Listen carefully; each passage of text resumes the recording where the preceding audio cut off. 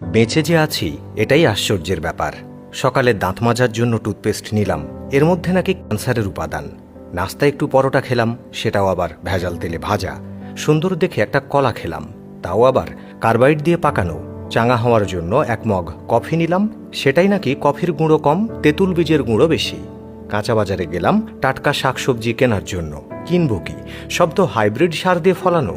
মশলা আর হলুদ গুঁড়ো নিলাম, ওতে আবার লেড আর ক্রোমাইট কেমিক্যাল মেশানো।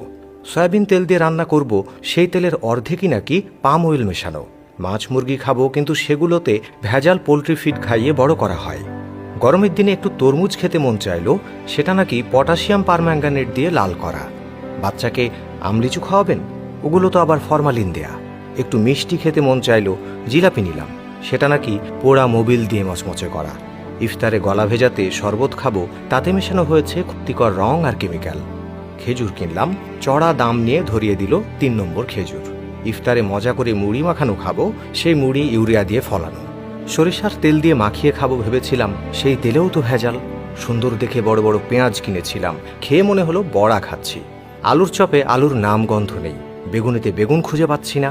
সবজি চপ মুখে দিয়ে মনে হলো খড়কুটো চিবাচ্ছি। প্রোটিনের জন্য গরম দুধ খাওয়া দরকার, কিন্তু গাভীর পিটুইটারি গ্রন্থিতে ইঞ্জেকশন দিয়ে নাকি অতিরিক্ত দুধ দোয়ানো হয়, তারপর আবার মেশানো হয় 1 বালতি পানি। এত ভেজাল খাওয়ার পর দুটো ওষুধ না খেলে তো শরীর টিকবে না, কিন্তু ওষুধ যে খাবো, বেশিরভাগ ওষুধ খেলেই হয় সাইড এফেক্ট, বাকিগুলো আবার শরীরে কাজই করে না। ওষুধ খাচ্ছি নাকি স্বাদবিহীন কাশির ট্যাবলেট খাচ্ছি, সেটাও তো একটা সন্দেহ। ভেজাল খেয়ে পেট ভরিয়ে বসে বসে ভাবছি, এ পর্যন্ত বেঁচে আছি কিভাবে। চিনি আর লবণ দেখতে কি সুন্দর ঝরঝরে, অথচ সুন্দর দেখতে গিয়ে এই দুটো আর খাদ্য নেই, হয়ে গেছে ক্ষতিকর রাসায়নিক পদার্থ। 3 বেলা নিয়ম করে খাচ্ছি, কেবল বিষ। হাতের জীবাণু দূর করার জন্য হ্যান্ড স্যানিটাইজার মাখবো, সেটাও নাকি নকল। পানি দিয়ে হাত ধোবো, সেই পানির সাথে আসে দানা দানা ময়লা। সবজি কিনতে গিয়ে ভালো দেখে বেছে বেছে নিলাম, বাসায় এসে দেখি সব পচা।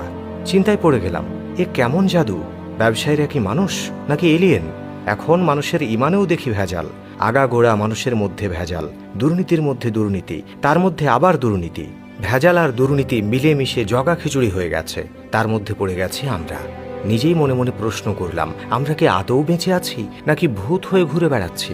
বেশি ভাবতে হলো না, কারণ উত্তরটা পেলাম সাথে সাথেই।